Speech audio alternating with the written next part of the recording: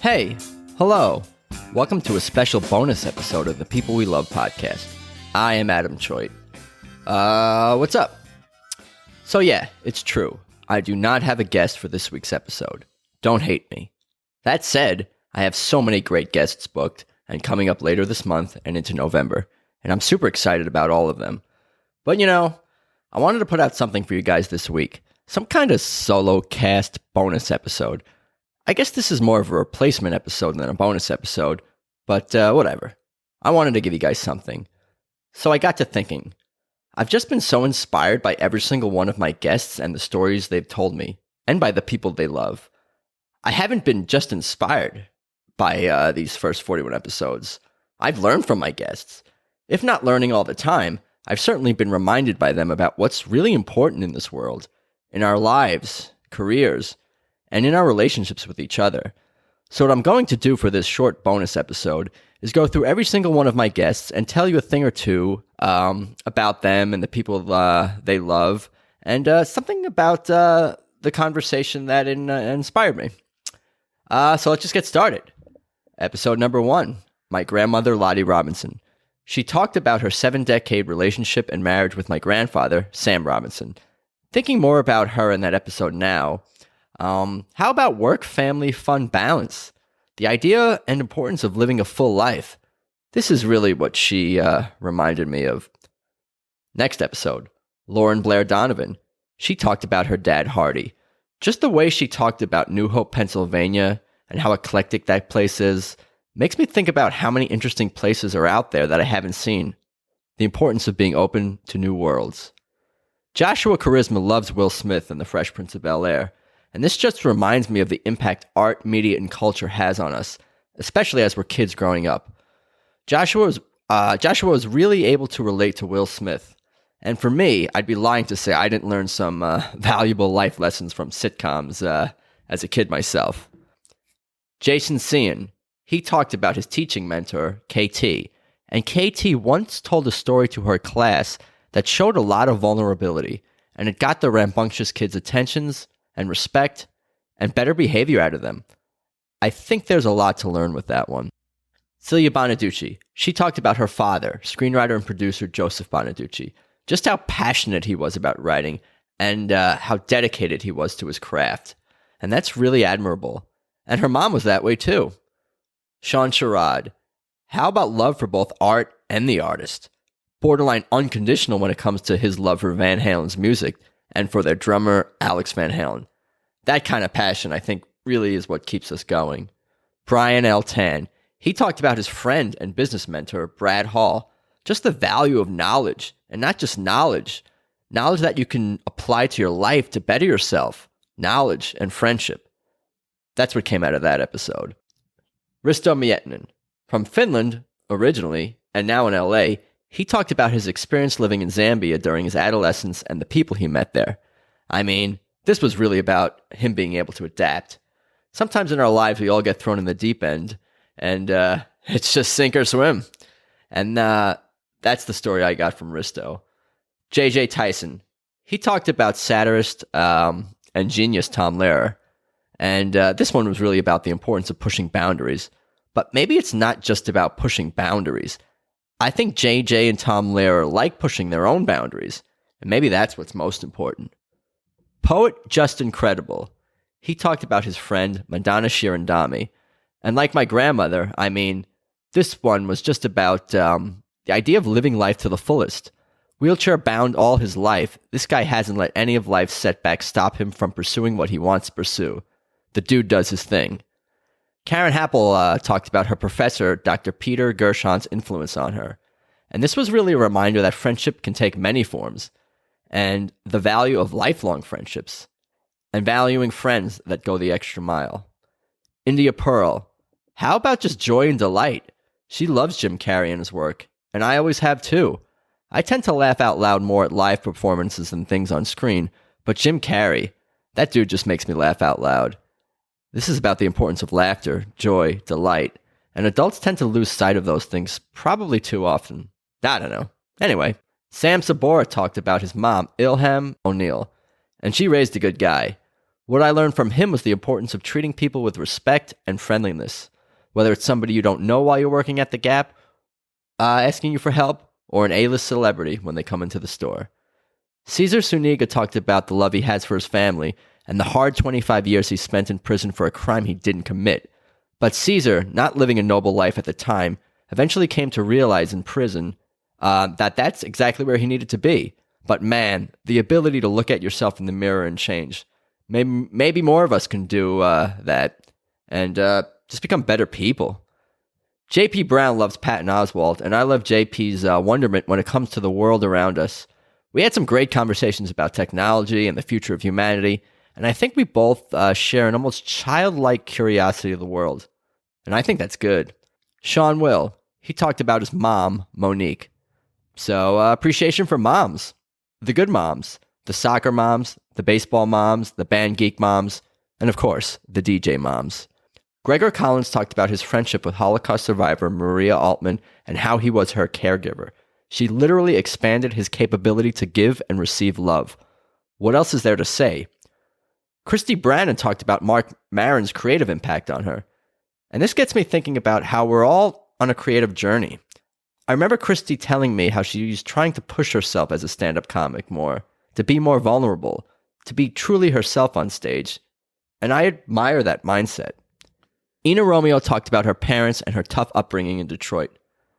The idea of surviving and being tough, physically, mentally, just to keep going in life and pursuing your passions. I admire Ina. James Tang talked about his dad's impact on his life, but as someone who lived in Thailand, Miami, Canada, Australia, it just amazes me how, like Risto showed, the ability to adapt in different environments and thrive in them is quite admirable.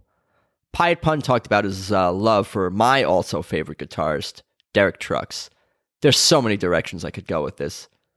But me and Pied can just see how Derek carries himself on and off stage with his band. He exemplifies how to be a humble, strong leader. Theo Manhattan talked about his love for Larry David. But not unlike Ina Romeo, I recall hearing about Theo's pure resilience and even his ability to laugh in the face of adversity. The dude never lets any bad luck or misfortune stop him from pursuing what he wants to pursue in life. I like that. Kirsten Porter talked about comedian Nicole Byer's influence on her. They worked in a restaurant together, and Kirsten learned from Nicole that while it's good to have a day job, never let that day job get in the way of, well, your dreams and goals as an artist. The conversations me and Kyle Smith had about Eminem just illustrate the impact that an artist can have on fans. It's not just a cliche. Music really can get someone through some tough times in life. Satyavani loves Donny Osmond because that's who she got exposed to while watching heavily censored TV in Kuwait as a kid. But it was a story that Satya told later in life that I recall. She was studying and performing and taking on a lot. And she got sick, and I think learned to take care of her mind and body first and foremost. So yeah, as my mom and many moms say, health is most important. Jonathan Unger talked about how awesome it was to watch Carol Burnett as a kid, and then later in life, how amazing it was to get to work with her. But it was a story he told about being a TV producer and producing a live New Year's Eve event in a torrential downpour that I remember. Him and his TV crew banded together and fought through the elements. I think that's called teamwork. Brittany Rizzo, how about just enjoying every moment of success and appreciating it? Whether it was acting on a Disney show or being in a Target commercial with Justin Timberlake, we all must take the time to appreciate successes, both big and small. Avra Friedman talked about Kristen Wiig's awesomeness, but I just admire how Avra knew who she was and what she wanted to be at 6 years old. A performer, of course. But it's not just that she knew this. She's worked hard, is working hard, and is, well, doing it. Karen Roberts talked about her love for the late saxophone player Scott Schipper. This just reminds me that life itself is a journey with many twists and turns and highs that can be high and lows that can be low. And I kind of think that it's that way for most of us. So buckle up. Melissa Shoshahi talked about her love for fellow comedian Joe Coy. And I think one thing that I learned from this is that there's a way to learn and admire other artists without directly stealing from them. Melissa is true to herself, but she really loves how Joe Coy talks about his mom and his act, and just how animated he is. They both bring that energy, and I love it. Actor and comedian Max Hawksford talked about his love for Sacha Baron Cohen, but I also remember Max telling me how he thought he was going to be a hotshot model, but was humbled fast. I love how honest he was with me about this mindset that he had at this time in his life. It's probably good for all of us to have some humility. Former Major League pitcher Scott Rice talked about his 14-year odyssey in the minor leagues before finally making it to the major leagues with the Mets, and his dad was there supporting him the entire time.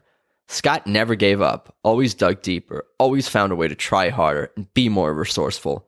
And well, his dream eventually came true. What do you think about that? Isaac Robinson Smith talked about the love his mom, Mary, has always given him. This one was also very much about a mother's love, but also about Isaac's stick-to-itiveness in the entertainment business as a performer and voice actor.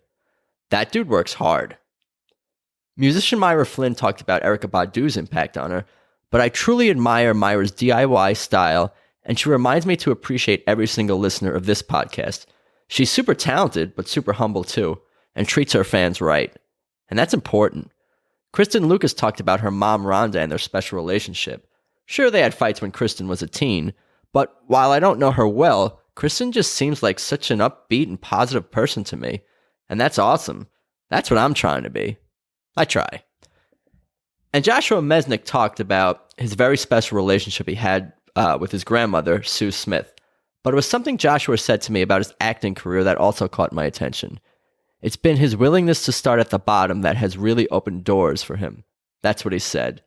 And I think there's a lot of wisdom in that statement. Danielle Arce loves Sherry O'Terry, and me too. I admire the wacky. Those who aren't afraid to look silly and be silly. Jesus Christ, does the world need more of this. Rasika Mather loves Robin Williams, as do all of us, but it was a work story that Rasika told on stage and on this podcast that I particularly recall. Whenever we're in a tough situation and we think we're being wronged, still, we should ask ourselves, what could I have done differently with my attitude and my actions? And then make the adjustments moving forward. Pretty important stuff. Tony Garbanzos, he talked about his comedy improv sketch group, Miss Golightly. I mean, they're all about brotherhood, friendship, teamwork, camaraderie, and while they're a unit, they certainly recognize the individuality in each other and recognizes what they each bring to the table. Max Castillo loves Donald Glover, aka Childish Gambino, and I love Max's do-it-yourself attitude. There weren't too many comedy clubs in Tallahassee when he was at Florida State University, so he started his own. And he and his friends brought that show and club to LA. Love that initiative. And last but not least, comedian Michael Mansour loves his friend Jackson. But I also know that Michael loves his family back in small-town Texas. And although he grew up in a quiet country town, which can have its drawbacks, Michael wouldn't have changed anything for the world. And because of the environment he grew up in, he's super close with his family today. So yeah, the idea of family is pretty important. And that's everyone I've interviewed so far. Perhaps I'll do another bonus episode like this down the line. Who knows? But for real, thanks again to all my guests for taking the time to speak with me. I really appreciate it. And I appreciate all the listeners too. Of course, for more, head to peoplewelovepodcast.com. That's peoplewelovepodcast.com. The Instagram handle is People We Love Podcast, and it's true. I made a personal Instagram for myself as well. That's just Adam Choit, my name, if you want to follow me as well. Remember to tap subscribe or follow on whatever platform you listen to podcasts on. And of course, 5-star positive reviews on iTunes are greatly appreciated as well. And I think that's about all I got for today. So yeah, episode 42 will be coming soon. Stand by. Peace.